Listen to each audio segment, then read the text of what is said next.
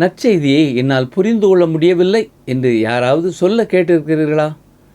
சுவிசேஷம் எனக்கு புரியவில்லை, என் வாழ்க்கையில் இதை பலமுறை நான் கேட்டிருந்தாலும் இதை என்னால் புரிந்து கொள்ளவே முடியவில்லை என்று யாராவது கூறுவார்கள் என்றால், பிசாசு இவர்களது கண்களை குருடாக்கியிருக்கிறான் என்பதுதான் பொருள்.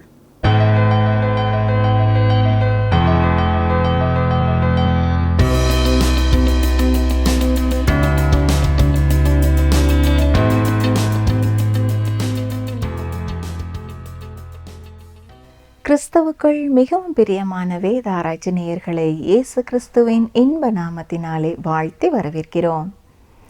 நாம் கடந்த நிகழ்ச்சியிலே 2 கொரிந்தியர் 3ஆம் அதிகாரம் 16ஆம் வசனம் முதல் 4ஆம் அதிகாரம் 2ஆம் வசனங்கள் வரை கற்றுக்கொண்டோம். அந்த பாடத்திலே மகிமையான ஊழியத்தை பெற்றிருக்கிறவர்கள் இரக்கம் பெற்றிருப்பதினாலே சோர்ந்து போக தேவையில்லை என்றும், ஊழியக்காரர்கள் அந்தரங்கமான காரியங்களை வெறுத்து தந்திரமாக நடவாமல் வேத வசனத்தை புரட்டாமல் சத்தியத்தை சத்தியம் என்று பிரசங்கிக்கவே தேவன் அழைத்திருக்கிறார் என்றும் கற்றுக்கொண்டோம். மேலும் தேவனுக்கு முன்பாகவும் எல்லா மனுஷருடைய மனசாட்சிக்கும் உத்தமமாய் வாழ்வதும் மிக அவசியமானது என்றும் கற்றுக்கொண்டோம். இன்று நாம் 2 கொரிந்தியர் 4ஆம் அதிகாரம் 3ஆம் வசனம் முதல் 14ஆம் வசனங்கள் வரை கற்றுக்கொள்ள இருக்கிறோம். இந்த பாடத்திலே தேவனுடைய சிருஷ்டிப்பு எப்போது நடைபெற்றது? பொக்கிஷம் என்றால் என்ன? நாங்கள் எப்பக்கத்திலும் நெருக்கப்பட்டும் ஒடுங்கி போகிறதில்லை, கலக்கம் அடைந்ததும் மனம் முறிவடைகிறதும் இல்லை. இதன் பொருள் என்ன என்பதை ஆழமாக கற்றுக்கொள்ள தொடர்ந்து எங்களுடன் இணைந்திருங்கள். அருமையான நேயர்களே, கடந்த நிகழ்ச்சியிலே நாம் 2 கொரிந்தியர் 4ஆம் அதிகாரம் 2ஆம் வசனம் வரை சிந்தித்தோம். மகிமையான ஊழியத்தை பெற்றிருக்கிறவர்கள் இரக்கம் பெற்றிருப்பதனாலே சோர்ந்து போக தேவையில்லை. ஊழியக்காரர்கள் அந்தரங்கமான காரியங்களை வெறுத்து தந்திரமாக நடவாமல் வேத வசனத்தை புரட்டாமல் சத்தியத்தை சத்தியம் என்று பிரசங்கிக்கவே தேவன் அழைத்திருக்கிறார். அது மட்டுமல்ல, தேவனுக்கு முன்பாகவும் எல்லா மனுஷருடைய மனசாட்சிக்கும் உத்தமமாய் வாழ்வதும் மிக அவசியமானது. 2 கொரிந்தியர் 4ஆம் அதிகாரம் 3ஆம் 4ஆம் வசனங்களை பாருங்கள். எங்கள் சுவிசேஷம் மறைபொருளாயிருந்தால் கெட்டு போகிறவர்களுக்கே அது மறைபொருளாயிருக்கும். தேவனுடைய சாயலாயிருக்கிற கிறிஸ்துவின் மகிமையான சுவிசேஷத்தின் ஒளி அவிசுவாசிகளாகிய அவர்களுக்கு பிரகாசமாயிராதபடிக்கு இப்பிரபஞ்சத்தின் தேவனானவன் அவர்களுடைய மனதை குருடாக்கினான். இங்கே இப்பிரபஞ்சத்தின் தேவனானவர் என்று சொல்லப்பட்டிருக்கிறது. ஆம், இந்த காலங்களின் தேவன் பிசாசானவனே. அவனே இந்த உலகத்திலே எல்லா கேளிக்கைகளையும் நடத்தி கொண்டிருக்கிறான். மகிமையான சுவிசேஷத்தின் ஒளி அவிசுவாசிகளுடைய வாழ்க்கையிலே பிரகாசமாயிராதபடி அவனே அவருடைய கண்களை குருடாக்குகிறான். சுவிசேஷத்தை என்னால் புரிந்து கொள்ள முடியவில்லை என்று யாராவது சொல்ல நீங்கள் கேட்டிருக்கிறீர்களா? சுவிசேஷம் எனக்கு புரியவில்லை, நான் என்னுடைய வாழ்க்கையிலே பலமுறை இதை கேட்டிருக்கிறேன், ஆனால் என்னுடைய வாழ்க்கைக்கும் இதற்கும் என்ன சம்பந்தம் என்பதே புரியவில்லை என்பார்கள். காரணம் என்ன தெரியுமா? பிசாசானவன் அவருடைய கண்களை குருடாக்கி இருக்கிறான். ஒளியானது பிரகாசித்து கொண்டுதான் இருக்கிறது, ஆனால் அந்த ஒளியை அவர்கள் பார்க்க முடியாதபடி பிசாசானவன் அவிசுவாசிகளின் கண்களை குருடாக்கி கொண்டிருக்கிறான். சுரங்கம் ஒன்றிலே ஒரு பெரிய வெடி விபத்து ஏற்பட்டது. ஒரு கூட்டம் ஜனங்கள் பூமிக்குள்ளே அடைபட்டு விட்டார்கள். பின்னர் விடாமுயற்சியினாலே வெளியே இருந்து உள்ளே வந்து காப்பாற்றும்படியாக பாதையை திரும்ப தோண்டினார்கள். அப்படி வழி உண்டாக்கி ஒரு பிரகாசமான மின்சார விளக்கையும் கொண்டு வந்தார்கள். ஒருவரோடு ஒருவர் பேசிக்கொண்டார்கள். அதிலே விபத்து நேரத்திலே உள்ளே இருந்த ஒரு ஊழியர், இவ்வளவு தூரம் பிரயாசப்பட்டு பாதையை சரி செய்தீர்கள், ஒரு விளக்கை நீங்கள் கொண்டு வந்திருக்கலாமே என்று கேட்டாராம். அப்பொழுது எல்லாரும் அவனை பார்த்து ஆச்சரியப்பட்டார்கள். காரணம் என்ன தெரியுமா? அந்த வெடி விபத்திலே அவனுடைய பார்வை போய்விட்டது. விளக்கை அவன் பார்த்து கொண்டிருந்தாலும் அதை உணர்ந்து கொள்ள முடியவில்லை. இன்று இதைத்தான் பிசாசானவன் அநேகருடைய வாழ்க்கையிலே செய்து கொண்டிருக்கிறான். இன்னும் சிலர் சொல்வார்கள், வேதத்திலே உள்ள காரியங்களை என்னால் விசுவாசிக்க முடியவில்லை, ஏனென்று தெரியவில்லை, ஆனால் என்னால் விசுவாசிக்க முடியவில்லை என்று சொல்வார்கள். இதற்கு மனிதனுடைய இருமாப்பும் அறியாமையுமே காரணம். உண்மையான பிரச்சனை என்ன என்று தெரியுமா? விசுவாசிக்க முடியாத காரியங்கள் வேதத்தில் இல்லை. பிரச்சனை அந்த மனிதனுடைய வாழ்க்கையிலே இருக்கிற பாவம். வேத வசனம் அந்த பாவத்தை கண்டிக்கிறது. அந்த மனிதன் அதை விசுவாசிக்க விரும்பவில்லை. இன்று பலருடைய வாழ்க்கை இவ்வாறு தான் இருக்கிறது. பிரச்சனை வேத புத்தகத்திலே இல்லை, தனி மனிதர்களுடைய வாழ்க்கையிலே தான் இருக்கிறது. நீங்கள் பாவத்திலே வாழ வேண்டும் என்று விரும்புவீர்கள் என்றால் தொடர்ந்து நீங்கள் பாவத்திலேயே வாழலாம். ஆனால் நஷ்டம் உங்களுக்குத்தான். அதே வேளையிலே நீங்கள் கிறிஸ்துவனிடத்திலே திரும்பலாம். என்னால் திரும்ப முடியாது என்று நீங்கள் சொல்ல முடியாது. நீங்கள் விரும்பினால், மனம் இருந்தால் நீங்கள் கிறிஸ்துவனிடத்திலே திரும்பலாம். எந்த ஒரு நேரத்திலே ஒரு மனிதன் தன்னை பாவியாக பார்த்து, என்னுடைய பாவத்தை நான் விட்டுவிட விரும்புகிறேன், இயேசு கிறிஸ்துவை என்னுடைய சொந்த இரட்சகராக ஏற்றுக்கொள்ள நான் ஆயத்தமாக இருக்கிறேன் என்று சொல்கிறானோ, அந்த நேரத்திலேயே அவன் ரட்சிக்கப்பட முடியும். கர்த்தருடைய வார்த்தையே வெளிச்சம்.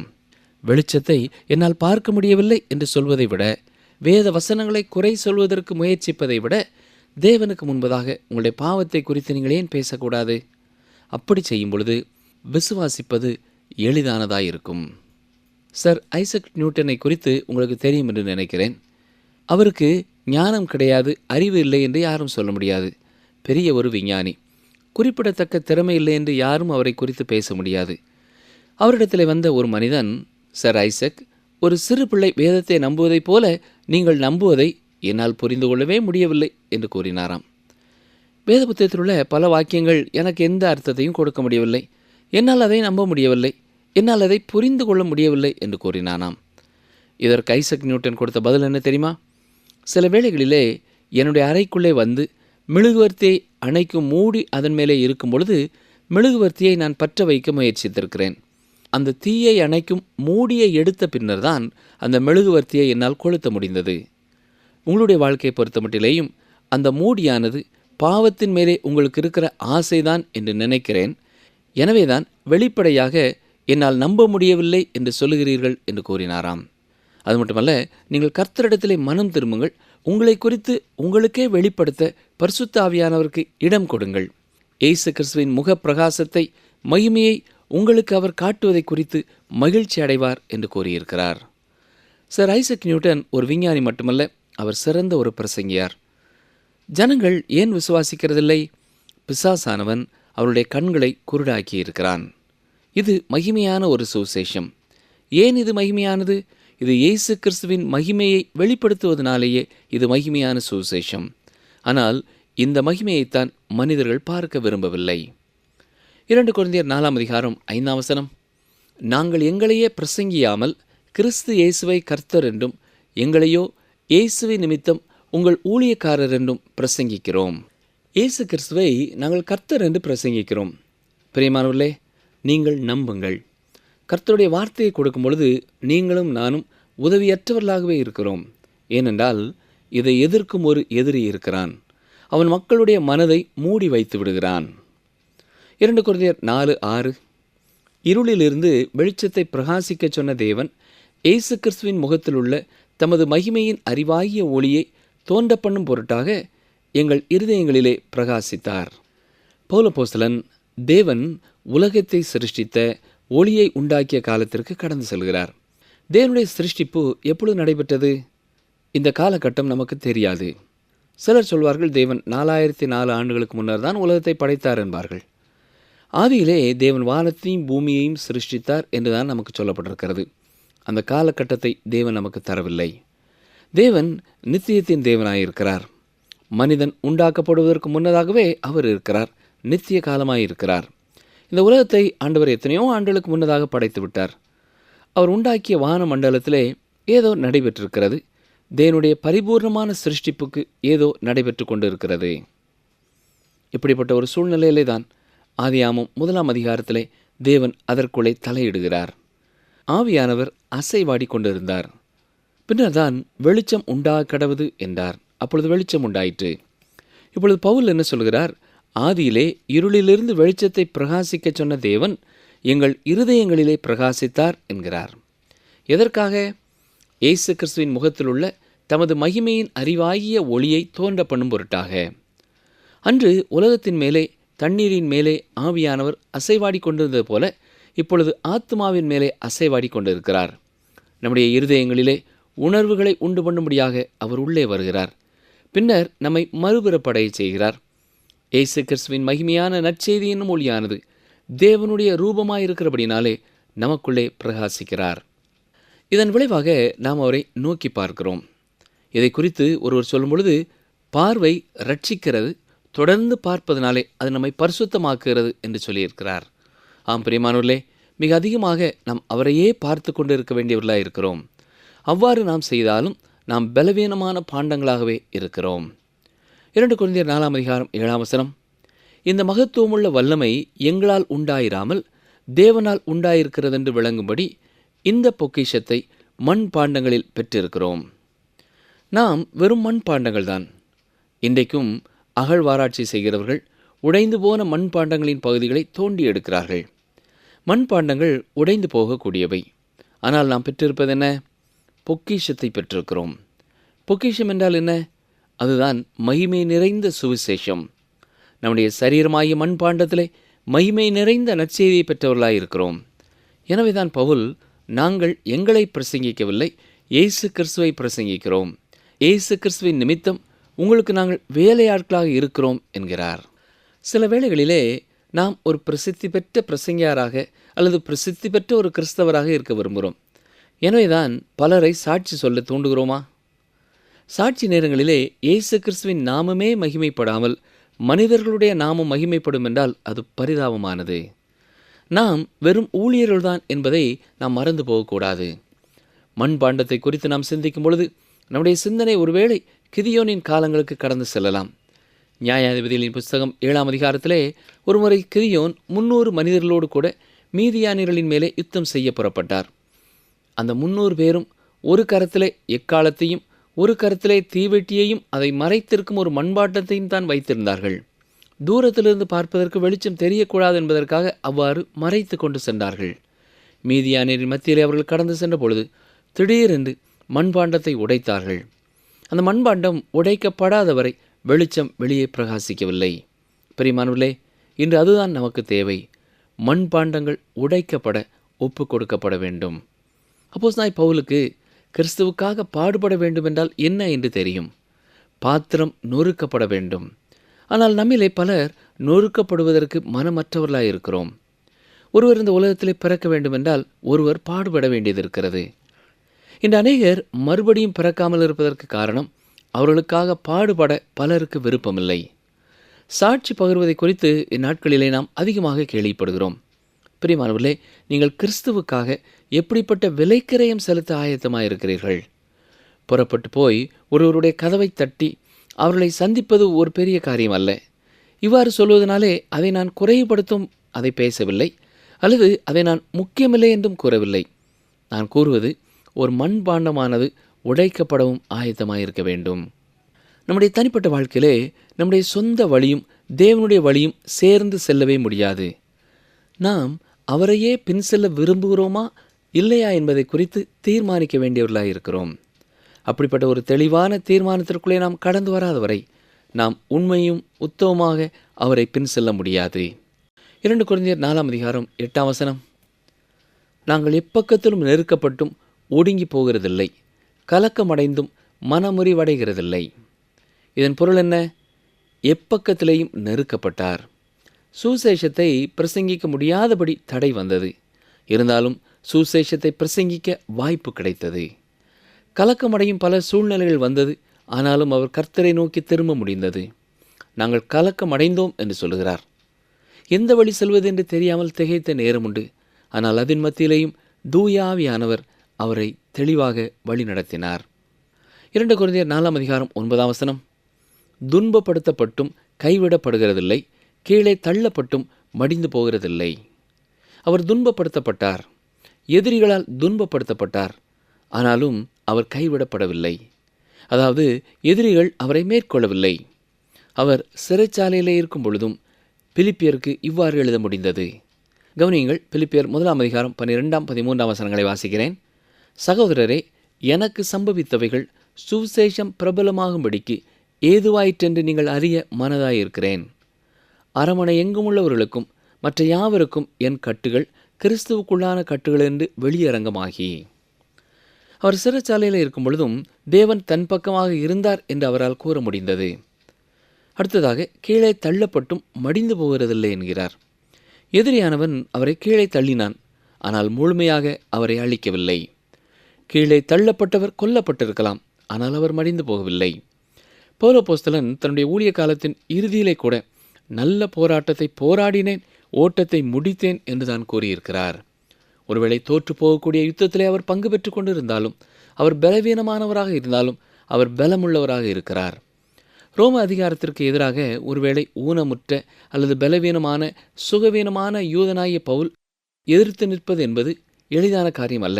ஆனால் ரோம அதிகாரத்தையே அசைக்கக்கூடிய ஒரு செய்தியை அவர் கொண்டு வந்தார். ரோம அதிகாரமே இயேசு கிறிஸ்துவை குறித்த நற்செய்திக்கு எதிராக இருக்க முடியவில்லை. இன்றைக்கும் நற்செய்தியானது அநேக அரியணைகளை கவிழ்க்கிறது. பவுல் பலவீனமானவர் போல தோன்றினாலும் திரும்ப திரும்ப கர்த்தர் அவரை விடுதலை செய்தார். இயற்கையாகவும் அற்புதமாகவும் தேவன் அவருக்கு துணை செய்தார். ஆம் பிரியமானவர்களே, தேவன் ஒருபொழுதும் தன்னுடைய ஊழியக்காரர்களை கைவிடுகிறதில்லை. கர்த்தருடைய ஊழியத்தை செய்து கொண்டிருக்கிற வேளையிலே பவுல் அப்போஸ்தலனைப் போல நெருக்கப்பட்டவர்களாக, துன்பப்படுத்தப்பட்டவர்களாக, தள்ளப்பட்டவர்களாக உணர்கிறீர்களா? கலங்காதிருங்கள், கர்த்தர் உங்களை கைவிடுகிறதில்லை. இன்றைக்கு நாம் பாவத்தோடு கூட ஒத்துப்போகும் ஒரு உலகத்திலே வாழுகிறோம். பொதுவாக மனிதர்களை நாம் எப்படி அளவிடுகிறோம்? எவ்வளவு பேர் புகழ் பெற்றவர்கள், எவ்வளவு நண்பர்கள் அவர்களுக்கு இருக்கிறார்கள் என்பதை கொண்டு அளவிடுகிறோம். டாக்டர் பாப் ஷூலர் என்ற போதகர் சொல்லும் பொழுது, ஒரு மனிதனுடைய எதிரிகளை கொண்டே அந்த மனிதனை நான் அளவிடுவேன் என்று கூறியிருக்கிறார். இயேசு கிறிஸ்து மிக தெளிவாக சொல்லியிருக்கிறார், நாம் அவரை நேசிப்போம் என்றால், அவரை பின்பற்றுவோம் என்றால் இந்த உலகம் நம்மையும் பகைக்கும் என்று கூறியிருக்கிறார். எனவேதான் பவுல் அப்போஸ்தலனுக்கு இருந்த எதிரிகள் சரியான எதிரிகளே. நீங்கள் கர்த்தருக்கு பிரியமான ஒரு வாழ்க்கை வாழ்ந்து உண்மையோடும் உத்தமத்தோடும் அவரை பின் சென்றால் அவருக்கு இருந்தது போன்ற பகைஞர்களே உங்களுக்கும் இருப்பார்கள். 2 கொரிந்தியர் 4 அதிகாரம் 10 பாருங்கள். கர்த்தராகிய இயேசுவினுடைய ஜீவனும் எங்கள் சரீரத்திலே விளங்கும்படிக்கு இயேசுவின் மரணத்தை எப்பொழுதும் எங்கள் சரீரத்தில் சுமந்து தெரிகிறோம். ஞாபகம் இருக்கிறதா? 1 கொரிந்தியர் 15 அதிகாரத்தை படிக்கும் பொழுது 31 நான் அனுதினமும் சாகிறேன் என்று கூறியிருக்கிறார். அது மட்டுமல்ல, ரோமர் 8 அதிகாரம் 35 உமது நிமித்தம் எந்நேரமும் கொல்லப்படுகிறோம், அடிக்கப்படும் ஆடுகளைப் போல எண்ணப்படுகிறோம் என்று எழுதியிருக்கிறார். மேலும் 1 கொரிந்தியர் 4 அதிகாரம் 9 எங்களுக்கு தோன்றுகிறபடி தேவன் அப்போஸ்தலர்களாகிய எங்களை மரணத்துக்கு குறிக்கப்பட்டவர்கள் போல கடைசியானவர்களாய் காணப்பட பண்ணினார் என்று வாசிக்கிறோம். எப்படி நாங்கள் உலகத்துக்கும் தூதருக்கும் மனுஷருக்கும் வேடிக்கையானோம் என்று எழுதியிருக்கிறார். ஆம் பிரியமானவர்களே, நீங்கள் கிறிஸ்தவர்களாக இருப்பீர்கள் என்றால் பாடுபடுவதை குறித்து பயப்பட வேண்டாம். நீங்கள் இயேசு கிறிஸ்துவை பின் செல்லும் ஒருவராக இருப்பீர்கள் என்றால் ஒருவேளை பாடுபடுவீர்கள். கர்த்தராகிய இயேசு கிறிஸ்துவோடு அவருடைய பாடுகளிலே நீங்கள் பங்கு பெறுவது மிகப்பெரிய ஒரு சிலாக்கியம். 2 கொரிந்தியர் 4 அதிகாரம் 11 எப்படி எனில், சாவுக்கீனமான எங்கள் மாம்சத்திலே இயேசுவினுடைய ஜீவனும் விளங்கும்படிக்கு உயிரோடு இருக்கிற நாங்கள் எப்பொழுதும் இயேசுவின் நிமித்தம் மரணத்திற்கு ஒப்பு கொடுக்கப்படுகிறோம். எப்பொழுது நாம் மிக பலவீனமானவர்களாக உணர்கிறோமோ அப்பொழுதுதான் நாம் மிகவும் பலவான்களாய் இருக்கிறோம். 2 கொரிந்தியர் 4 அதிகாரம் 12 முதல் 14 வரை கவனியுங்கள். இப்படி மரணமானது எங்களிடத்திலும் ஜீவனானது உங்களிடத்திலும் பலன் செய்கிறது. விசுவாசித்தேன் ஆகியால் பேசினேன் என்று எழுதியிருக்கிறபடி நாங்களும் அந்த விசுவாசத்தின் ஆவியை உடையவர்களாயிருந்து விசுவாசிக்கிறபடியால் பேசுகிறோம். கர்த்தராகிய இயேசுவை எழுப்பினவர் எங்களையும் இயேசுவை கொண்டு எழுப்பி உங்களுடனே கூட தமக்கு முன்பாக நிறுத்துவார் என்று அறிந்திருக்கிறோம். இங்கே ஆர்வம் தரக்கூடிய ஒரு காரியத்தை நாம் கவனிக்க வேண்டும். அப்போஸ்தலனாகிய பவுல் மரணத்தை ஒரு முடிவு போல கருதி பேசவில்லை. அதையும் தாண்டி அவர் பார்க்கிறார். மரணம் என்பது அவர் வாழ்க்கையிலே அவர் கடந்து செல்லும் ஒரு அனுபவம்தான். அடுத்த அதிகாரத்தில் அவர் சொல்லும் பொழுது, இரத்த சாட்சியாக மரிப்பதிலே தேவன் அருளும் ஆறுதலை குறித்து பேசப் போகிறார். கிறிஸ்துவுக்காக உங்களுடைய ஜீவனை நீங்கள் கொடுப்பதிலேயும் ஒரு ஆறுதல் இருக்கிறது. இங்கே அவர் கூறும்பொழுது ஜீவிக்கிற கிறிஸ்துவோடு இணைக்கப்பட்டவராக அவர் கூறுகிறார். உலகத்தின் காரியங்களுக்கு அவர் மரித்ததாகவும் ஜீவனுள்ள கிறிஸ்துவோடு இணைக்கப்பட்டதாகவும் அவர் கூறியிருக்கிறார். எனவேதான் கர்த்தராகிய இயேசு கிறிஸ்துவை எழுப்பினவர் எங்களையும் இயேசுவை கொண்டு எழுப்புவார் என்று ஒரு நிச்சயமாய் தெளிவாய் குறிப்பிட்டிருக்கிறார். நிகழ்ச்சியை கேட்டுக்கொண்டிருக்கிற எனக்கு அருமையான சகோதரனே சகோதரியே, கிறிஸ்துவை பின்பற்றி அவருக்காக சாட்சியான ஒரு வாழ்க்கை வாழும் பொழுது நமக்கு கஷ்டங்கள், பிரச்சனைகள், சோதனைகள் வரலாம். எப்பக்கத்திலேயும் நாம் நெருக்கப்படலாம். ஆனால் நீங்கள் ஒடுங்கி போகிறதில்லை. கலக்கமடையும் சூழ்நிலைகள் வரலாம். ஆனால் நீங்கள் மனமுறிவு அடைந்து போகிறதில்லை. துன்பப்படுத்தப்படலாம். ஆனால் தேவன் உங்களை கைவிட மாட்டார். நீங்கள் தள்ளப்படலாம். ஆனால் நீங்கள் மடிந்து போவதில்லை. ஆனால் ஒன்று மகிமையான சுசேஷத்தை வாழ்க்கையிலே கொண்டவர்களாகவும் அந்த மகிமையான சுசேஷத்தை மனபாரத்தோடு மற்றவர்களுக்கு கொடுக்கிறவர்களாகவும் வாழ வேண்டும் என்பது பிரதானமானது. உங்களிலே நீங்கள் பலவீனமானவர்களாக தெரியலாம். ஆனால் கர்த்தரே உங்களை ஒவ்வொரு நாளும் பலப்படுத்துகிறவராய் இருக்கிறார். சுசேஷம் யாருக்காவது மறைபொருளாக இருக்கும் என்றால் அது கெட்டு போகிறவர்களுக்கு தான் மறைபொருளாய் இருக்கிறது. காரணம் என்னவென்றால், இப்பிரபஞ்சத்தின் தேவனானவன் பிசாசானவன் அவிசுவாசிகள் பிரகாசத்தை பார்க்க முடியாதபடி கண்களை குருடாக்கி இருக்கிறான்.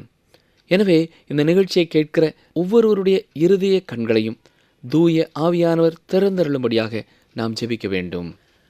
அப்போஸ்தலர் நடபடிகளின் புத்தகத்திலே லீதியாளை குறித்து நாம் வாசிக்கும் பொழுது, கர்த்தர் லீதியாளின் இருதயத்தை திறந்தார் என்று வாசிக்கிறோம். மூடப்பட்டிருக்கிற கண்களையும் மூடப்பட்டிருக்கிற இருதயங்களையும் கர்த்தர் திறக்கும் பொழுது அவர்களும் இயேசு கிறிஸ்துவை தங்கள் சொந்த இரட்சகராக ஏற்றுக்கொள்ள முடியும். அப்படிப்பட்ட கிருபையை தேவன் தாமே இந்த நிகழ்ச்சி மூலமாகவும் அநேகருடைய வாழ்க்கையிலே தந்தருள்வாராக. ஆமேன். ஜெபிப்போமா.